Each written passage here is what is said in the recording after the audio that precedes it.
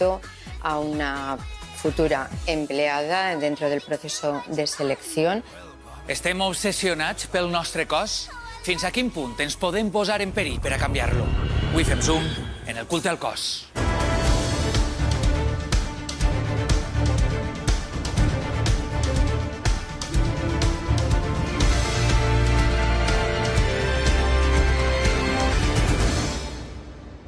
I'm sexy and I know it.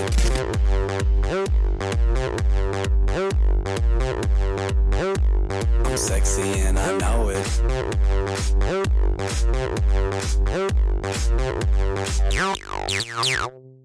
Cada dia ens ocupem més del nostre cos, tant pel que fa a la salut com pel que fa a la imatge.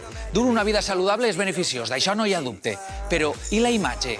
Rebem pressió per a tindre un cos normatiu?